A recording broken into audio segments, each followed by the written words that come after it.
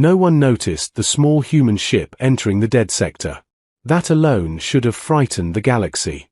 Because when humans appeared in places where no one else dared to go, something unexpected usually followed. The ship looked harmless enough. Old paint. Scratched hull. Engines that hummed like tired machinery. The name on the side read Starlight Drifter, though most station workers simply called it the junk collector. Inside the cockpit sat a human named Marcus Hale. Marcus wasn't a soldier. He wasn't a hero either. He was a salvager. His job was simple: fly into dangerous places, collect broken technology, and sell it to whoever paid enough credits. Most species thought humans were strange for doing work like that. Humans thought it was just another Tuesday. Marcus leaned back in his chair while the ship drifted through the silent sector. His scanners blinked softly, mapping clouds of debris left behind by some ancient battle. Another quiet day, he muttered. The universe heard him, and immediately proved him wrong. A loud alarm screamed across the cockpit. Marcus jumped forward. Okay, that's new. The scanner had detected something impossible. A life sign. Out here. Marcus stared at the screen. This region had no stations. No colonies. No ships. Nothing survived here. Radiation storms alone could destroy most vessels in minutes.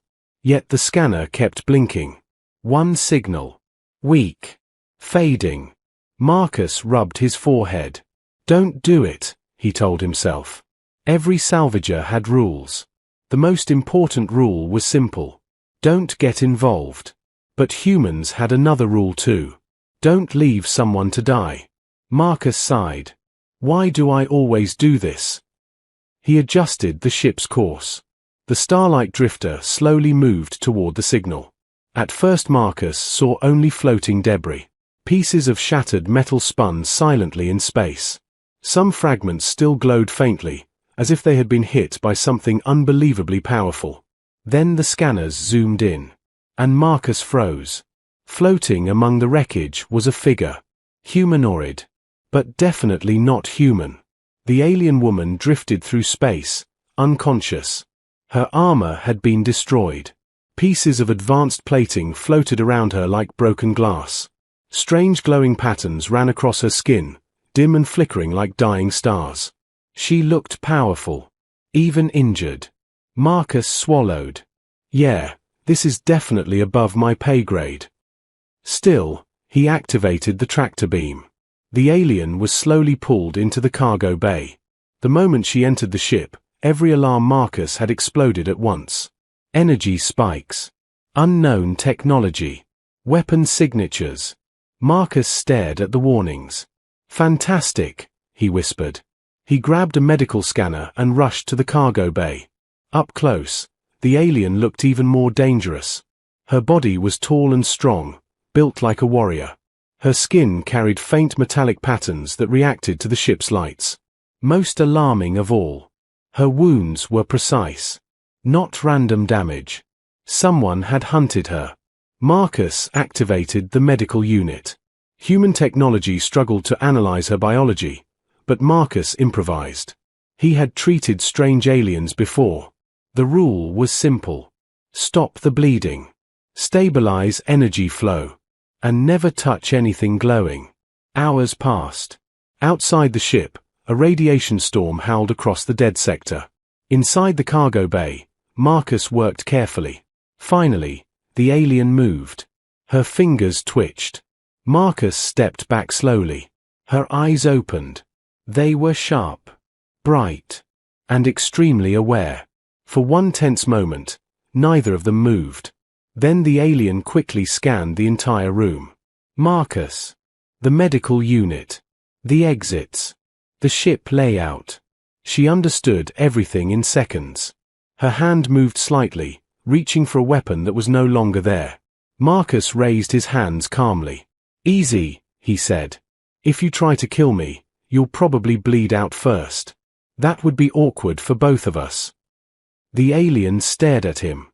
Then something unexpected happened. She relaxed. Just slightly. You should not have saved me, she said quietly. Her voice carried a strange metallic echo as the translator struggled to understand her language. Marcus shrugged. Yeah, I get that a lot. She studied him carefully. Do you know who I am? Nope, Marcus replied honestly.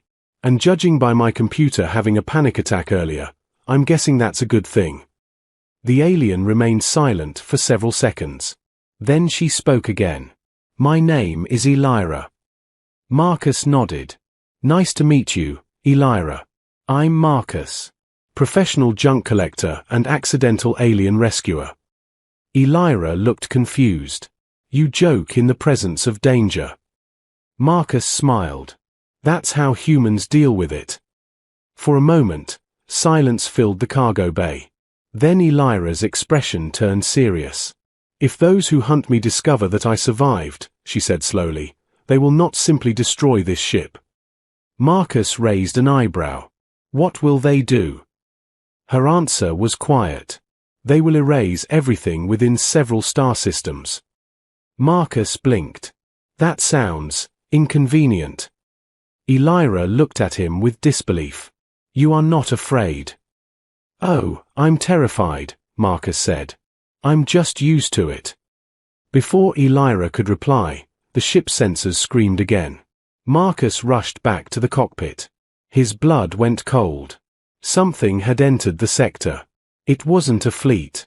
It wasn't even a ship. It was enormous.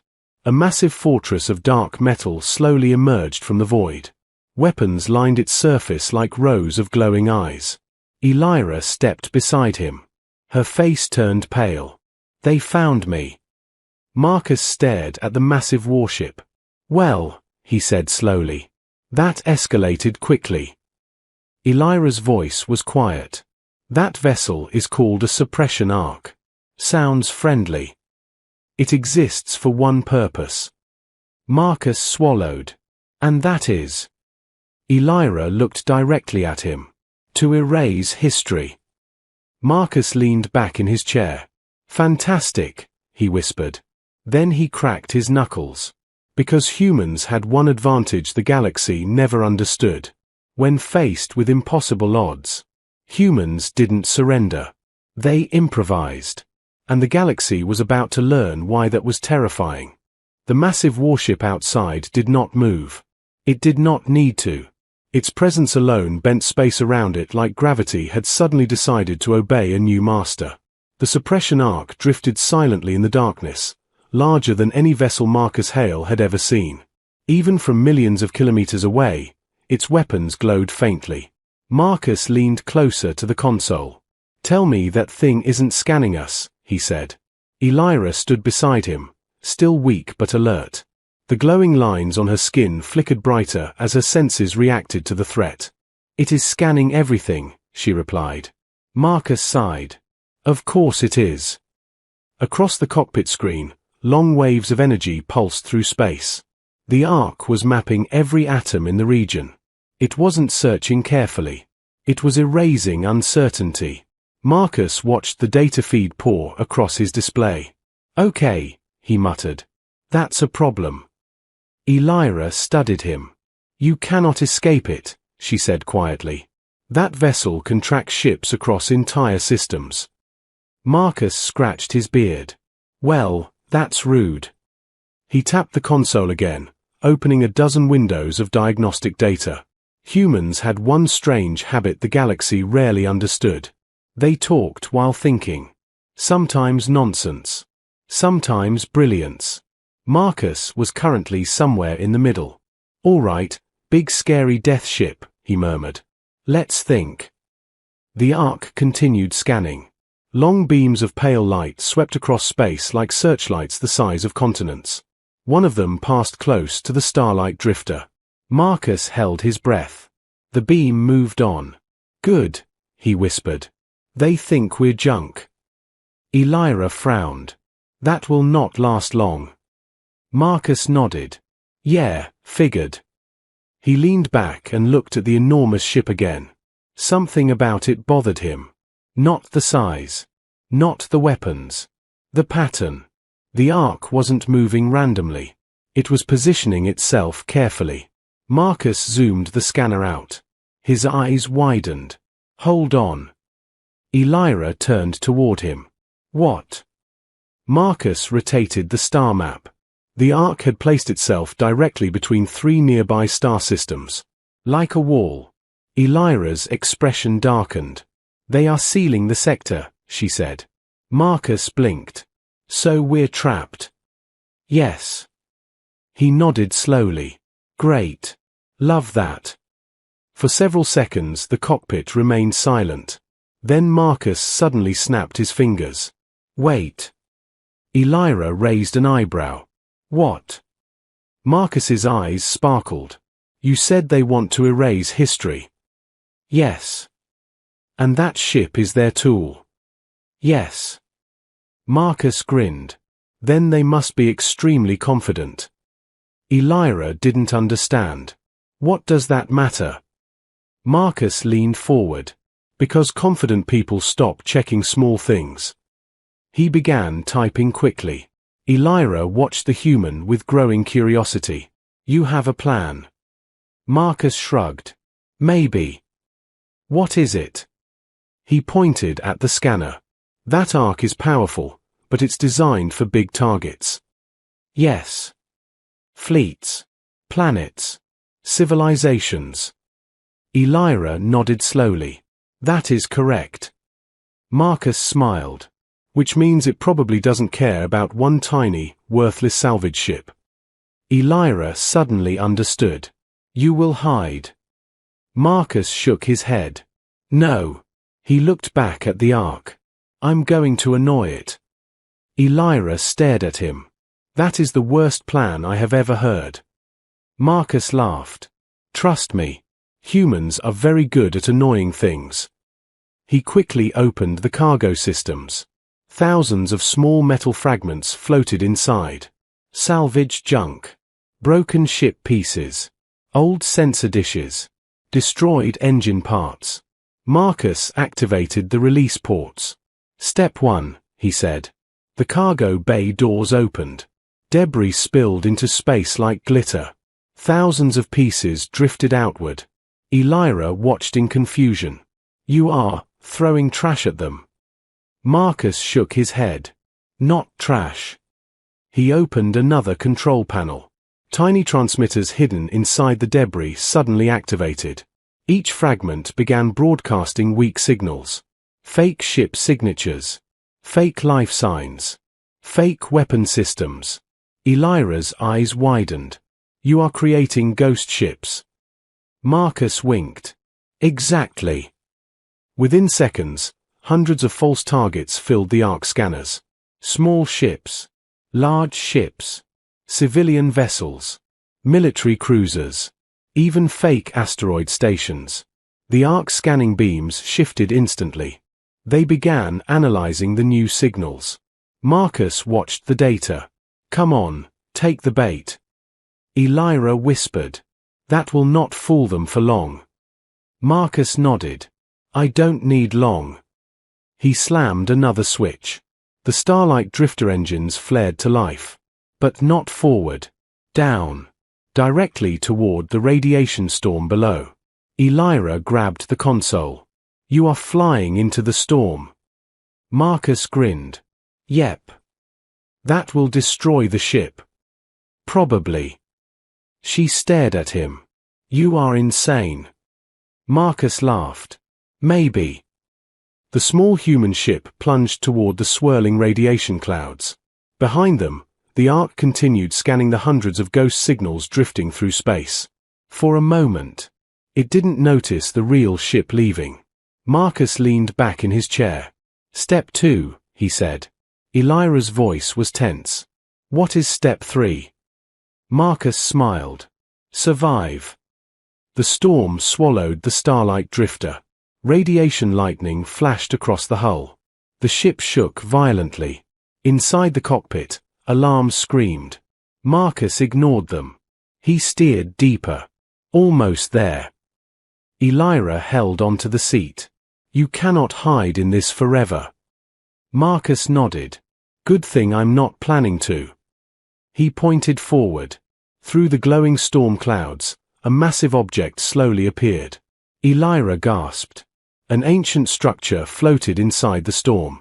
A massive ring of dark metal, thousands of years old. Dead.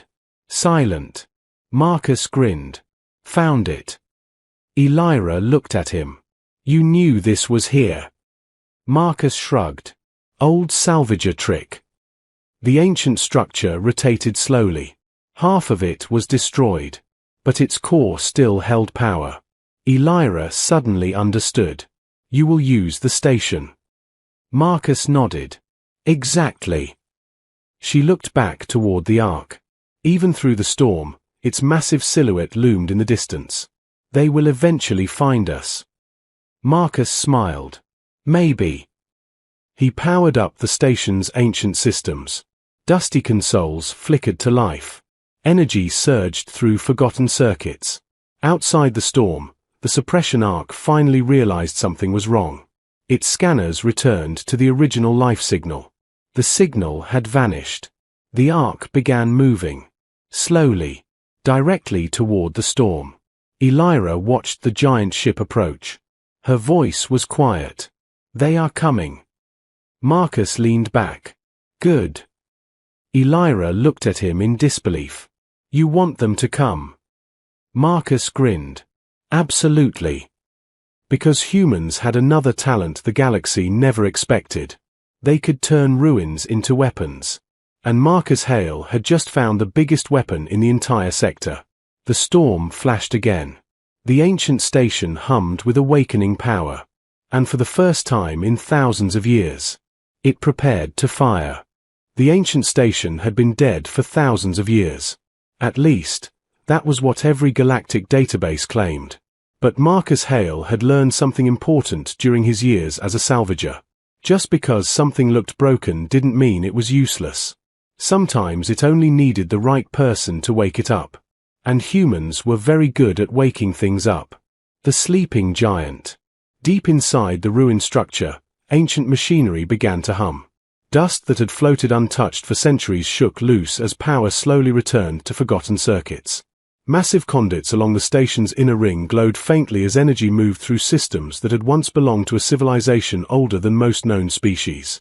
Marcus watched the monitors carefully. Come on, he muttered. Elira stood beside him, still amazed. You are repairing technology that predates half the known civilizations. Marcus shrugged. Repairing is a generous word. The console sparked. A screen flickered. Then suddenly, lines of alien symbols flooded across the display. Marcus grinned. See? Still works. Elira stared at the screen. How do you understand this? I don't, Marcus said. But computers do. He connected the station systems to his ship's translator and let artificial intelligence do the heavy lifting. Slowly, the station's purpose became clear. And when Elira realized what it was, her eyes widened. This is not a station, she whispered. Marcus leaned back. Yeah, I figured. It is a defense weapon. Even better. The hunter approaches. Outside the radiation storm, the suppression arc moved closer. Slow. Silent. Unstoppable. Its scanners had finally located the last trace of Elira's energy signature. The massive ship began entering the storm without hesitation. Lightning flashed across its armored hull. The Ark did not care. Storms did not stop machines designed to erase civilizations. Inside the ruined station, alarms suddenly appeared across Marcus's console. Uh-oh. Elira looked at him. What is happening? Marcus zoomed the external display. The Ark had entered the storm. Even through the radiation clouds, its massive silhouette looked like a moving mountain. It found us, Marcus said. Elira's voice was calm. That was inevitable. Marcus nodded. Yeah. He stretched his shoulders. Good thing we're almost ready.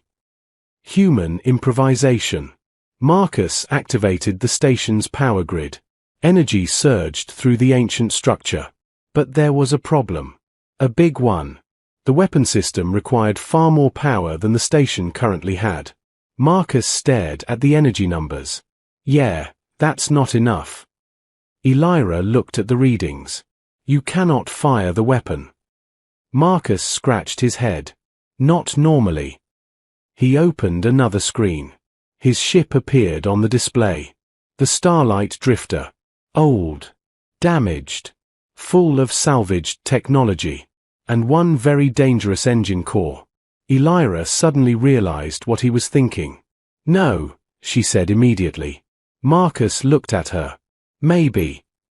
You will overload your ship's reactor. Marcus nodded. Probably. That explosion will destroy everything here. Marcus smiled. Not if I aim it right. Elira stared at the human. You are planning to turn your ship into a power source. Exactly. And survive. Marcus grinned. Hopefully. The arc fires first. Outside the station, the suppression arc finally saw them. Its weapons rotated slowly. Massive cannons began charging. The arc had reached its conclusion. The entire region would be erased. Inside the station, warning alarms screamed. They are charging their weapons, Elira said. Marcus nodded. Yeah, I noticed. The arc fired. A beam of pure white energy tore through the radiation storm. The blast struck the outer ring of the ancient station. Metal exploded into glowing fragments. The structure shook violently. Elira grabbed the console. Another hit like that will destroy us. Marcus slammed a switch. Then we better hurry. The human gamble. Marcus launched the Starlight Drifter. The small ship shot out of the station's docking bay. Straight toward the arc. Elira stared at the display. You are flying directly at them. Marcus's voice came through the speakers. Yep. That is suicide. Marcus laughed. Only if it fails. The little salvager ship looked tiny compared to the arc. But size didn't matter. Because the human ship wasn't carrying weapons. It was carrying something much more dangerous. A plan. Marcus pushed the engines to maximum. Radiation lightning flashed around the ship. The arc locked onto the target. But it did not fire immediately. To the arc's ancient programming, the ship looked insignificant. A piece of debris. A mistake. That mistake gave Marcus exactly the time he needed. All right, he said. Let's make some fireworks. He overloaded the reactor. The power of a human idea. Marcus ejected the reactor core. The glowing sphere shot directly toward the station. Then Marcus turned the ship sharply. The reactor exploded. Not like a bomb. Like a miniature star. The blast wave slammed into the station's energy collectors. The ancient weapon suddenly came alive. Power surged through the structure. Every system activated at once. Elira stared at the energy readings. It's working. Marcus's voice crackled over the radio. Good. Now fire it. The shot that changed everything. The ancient station rotated. Massive weapon arrays aligned with the approaching arc. Energy gathered along the structure's core. The suppression arc finally recognized the threat. It began charging its weapons again. But it was too late. The station fired. A beam of blue-white energy erupted from the ancient weapon. The blast crossed millions of kilometers in seconds. It struck the arc directly. For a moment, nothing happened. Then the arc split in half. The massive warship broke apart like glass under pressure. Explosions ripped through its hull. The greatest weapon of the galaxy collapsed into burning fragments. Inside the station, silence filled the control room. Elira stared at the display. The arc was gone. Destroyed. She slowly looked at Marcus. You defeated them. Marcus shrugged. Technically, the station did. You activated it. He smiled. Team effort. The galaxy notices. Hours later, distant sensors across the sector detected the explosion. Entire civilizations began asking the same question. What destroyed a suppression arc? When the data finally arrived, The answer shocked everyone. A single human salvager. And a wounded alien warrior. Working together. Elira looked out the window at the drifting wreckage. The galaxy will fear humans after this. Marcus leaned back in his chair. Honestly. He smiled. I'd settle for them finally respecting us. Elira nodded slowly. They will. Because the galaxy had just learned something important. Humans were not the strongest species. They were not the most advanced. But when humans faced impossible odds, they didn't surrender. They adapted. They improvised. And sometimes, that was far more terrifying than any fleet.